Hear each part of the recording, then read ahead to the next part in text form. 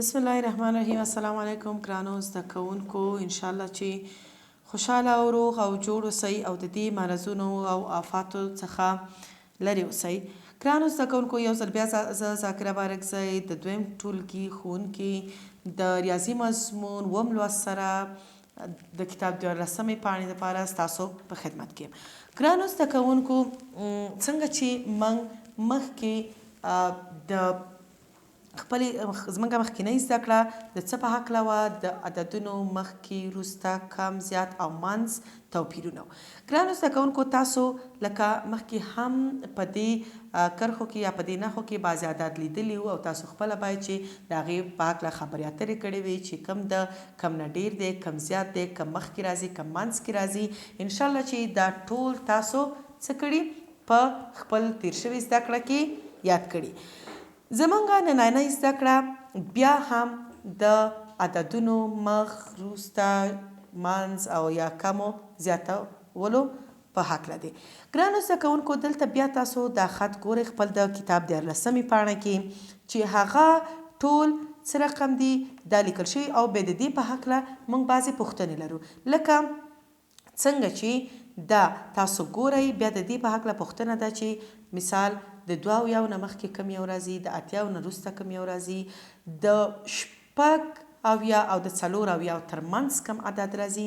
چې دا ټول هغه پوښتنې دي چې تاسو یې په خپلو کتابونو کې ګورئ او که زما په زړه نو دا به تاسو ته پرېږدم د کورنۍ دندې په هکله.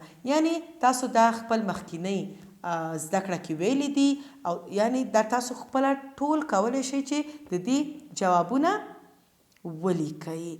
که زه تاسو نه پوښتنه وکړم چې د 8 نه مخکې کم یو عدد راځي یا یو عدد چې د 8 نه کم شي کم عدد راځي، دا تاسو ډیر ښه پوهیږئ چې 90 پسې 8 دی او کله چې 90 یعنی 9 ته ورسیږي، 1 9 ته ورسیږي، هغې پسې 8 راځي. خو دلته موږ پوهیږو چې د 8 نه مخکې آفرین 9 راځي. همدغه شان که تاسو دلته تاسو ته ویم چې د 70 او د 50 ترمنځ کم یو عدد دی، تاسو پوهیږئ چې 70 دلته 1 کې 7 هم لرئ، 1 کې 15 هم لرئ. کم یو عدد نشته، 70 نشته. ګرانو زده کوونکو، دا پرېږدم، دا خو تاسو سره دي کتابونه، تاسو کولی شئ چې د دې د مخې خپلو کتابچو کې ولیکئ یا کتاب کې پنسل سره نښه کړئ. خو نه، دا چې دي پوښتنې باید تاسو خپل کتابونو کې ښه ولیکئ، لکه پوښتنه، لومړۍ پوښتنه، دویمه پوښتنه او بیا ورسره ځوابونه. راځئ چې همدغه شان په یو بله ورقه کې یو فعالیت چې هغې کې هم موږ د منځ، ښي او شا یا مخکې وروسته عددونه لرو، خو هغې کې موږ خپله باید پوه شو چې د هغې نه مخکې کوم عدد راځي، وروسته کوم عدد راځي، هغه تاسو سره یو ځای کار کوم. خو 14مه پاڼه پرېږدم تاسو ته د کورنۍ وظیفې لپاره. ګرانو زده کوونکو، دلته تاسو ګورئ چې موږ بعضې ځایونو کې منځ عدد لرو، 2 طرفی چې دي خالی دي. دلته مثلا چې لرو 2 عدده 2 طرفو ته لرو، منځ کې څه نشته. اوس راځئ چې دلته خپل د عددونو ترتیب او حساب څه وکړو؟ جوړ کړو. ګرانو زده کوونکو، دلته راځئ چې د 10 نه شروع کړم. 10 منځ کې دي، که 10 منځ کې د 10 نه مخکې چې راځي، د 10 نه وروسته چې راځي. 10 د منځ عدد دی. د 10 نه مخکې راځئ چې حساب وکړو: 1 2 3 4 5 6 7 8 9 10. 9 د 10 نه مخکې راځي. 10 نه وروسته چې راځي، کله چې 1 0 ته ورسېده، باید چې کله ډیریږي هغه څه وکړو؟ یو خانه سر نه پکې اضافه کړو. لکه د 0 پسې 1 چې د 9 نه یو کم، د 10 نه یو کم شي 9، یو ډیر شي 11. انشاءالله چې په دې تاسو ډیر ښه پوه شوي یاستئ. بیا هم دلته لرو 14. دلته 1 کې 3 دي، د منځ عدد 3 دی. دې نه یو کم چې راځي، د 3 نه چې یو کم کو 2، دا هم په خپل حالت که یو ډیر شي چې راځي دلته موږ 12 هم لرو 14 یعنی یویزه خانه کې 2 هم لرو 3 هم لرو کوم یو عدد نشته 4 دا کېږي 14 ښه دلته لرو 18 په منځ کې کله چې 18 منځ کې د 18 نه یو کم او یو زیات په توپیر سره باید پوه شو د 18 نه یو کم څو دی یعنی د 8 نه باید یو کم کو چې هغه کم عدد دی و یو هم په خپل ځای د 8 نه که یو ډیر شي 9 دا شو 19 ښه ګرانو اوس راځو دې عدد ته دلته تاسو ګورئ چې منځ کې هیڅ نشته د 12 او د 10 ترمنځ کوم یو عدد دی دلته موږ په چې لرو مثلا په یویزه خانه کې 0 لرو دلته په یویزه خانه کې چې لرو 2 لرو کوم یو عدد نشته 11 آفرین ښه اوس راځو دلته ودی وون او دلته 9 د 9 او د 7 ترمنځ کم عدد دی د 9 او د 7 ترمنځ چې دی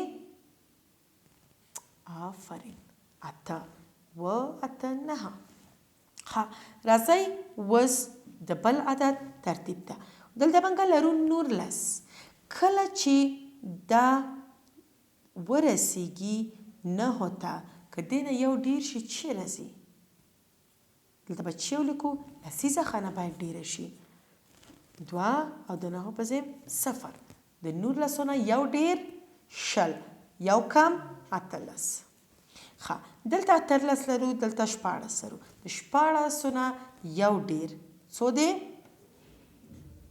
18 سمه شوه د 14 نه یو ډیر 18 او د 18 نه یو کم څو دی 18 آفرین ښه یعنی دا 18 د 14 نه یو ډیر دی او د 18 نه یو کم دی دلته موږ لرو 14 د 14 نه یو کم څو دی او یا که یو ډیر ولیکو څو دی یو ډیر 15 یو کم 14 آفرین ښه دلته بیا موږ چې لرو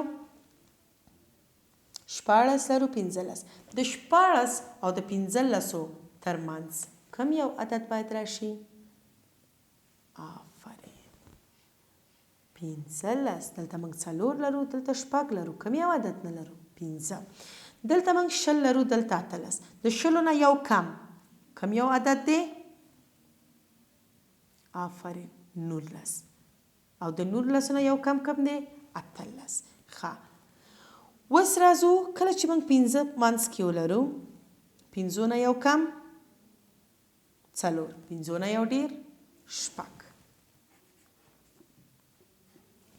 ښه دلته اوس موږ لرو 15 د 15 نه یو که ډیر شي څو کېږي ښه دلته ګورو چې یویزه کې 15 لیکل شوي یو دانه که ډیر شي 14 یو دانه که کم شي 14 همدغه شان راځو خپل بلې خانې ته چې موږ دلته 12 لرو 14 د 12 او د 14 ترمنځ بیا ګورو چې یویزه کې 2 هم لرو 4 هم لرو کوم یو عدد نه لرو 3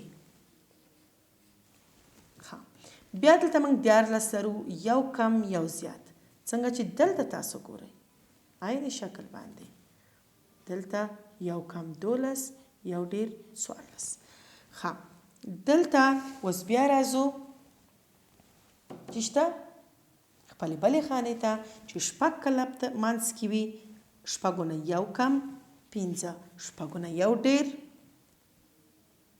آفرین څو ښه همدغه شان راځو د 18 مشمېرې ته چې دلته که 18 موږ ولرو د 18 نه یو دانه کم څو راځي یو دانه ډیر څو راځي ښه د 8 نه یو که کم کو 19 که یو ډیر کو 19 ښه دلته 19 دی اوس د 19 نه که یو کم کو آفرین ځکه ودي ونه یو کم 6 کېږي 14 د ونه یو ډیر 18 دلته 11 لرو دلته 9 د 9 نه یو ډیر څو دی او د 11 نه یو دانه کم څو دی د 11 نه یو دانه کم لس د 9 نه یو دانه ډیر هم لس. ښه دلته بیا لرو 19 د 19 نه که یو دانه ډیر کو کیږي 18 د 19 نه یو دانه کم کو 18 یو دانه که ډیر کو شل. ښه دلته موږ لرو لس دلته لرو اته د اتو او د لسو ترمنځ کم یو عدد راځي که موږ حساب وکړو د 9 نه مخکې عدد کم یو دی اته. آفرین د لسو نه وروسته عدد کم یو دی 9 دلته کم یو عدد نشته 9. ښه دلته اوس موږ لرو 14 د 14 نه یو دانه که کم کو څو راځي شپږو نه چې یو کم کو څو راځي آفرین 15 او که یو ډیر کو 19. ښه دلته موږ لرو 19 دلته لرو 19 د 19 او 19 ترمنځ کم یو عدد نشته بیا هم موږ ګورو چې دلته 9 لرو بیا ګورو چې ولرو کم عدد نشته 8. ښه بیا دلته موږ لرو 15 دلته هم لرو 19 د 15 او د 20 ترمنځ کم عدد نشته موږ 15 لرو او 2 هم لرو منځ کې شپږ نشته. آفرین راځي 14. ښه دلته موږ لرو 11 عدد که د 11 نه یو دانه کم کو کم عدد راځي که یو دانه ډیر کو کم عدد راځي. د 11 نه یو دانه کم لس یو دانه ډیر 12. ښه ګرانو زده کوونکو دا هم وه تاسو ته یو نوی فعالیت نوی کار چې تاسو بیا هم د مخکې وروسته کم او زیات په توپیرونو انشاءالله چې ډیرو نم ډیر او ښو نم ښه پوه شوي یاستئ. ګرانو زده کوونکو تاسو خپل هم په خپلو کتابچو کې دغه شان یو صفحه د اعدادو بعضې عددونه ولیکئ د هغې نه مخکې وروسته ځایونه تش پرېږدئ او یا هم منځ خانې یا هم ښي طرف ته خانې یا هم چپ طرف ته خانې. تاسو د اعدادو په ترتیب په دې رقم باندې که مخې ته لاړ شئ ډېر ښه کولی شئ چې پوه شئ. انشاءالله چې د نننۍ زده کړې نه څه اخیستي تر راتلونکې زده کړې پورې تاسو په لوی الله سپارم. خوشحاله او بریالي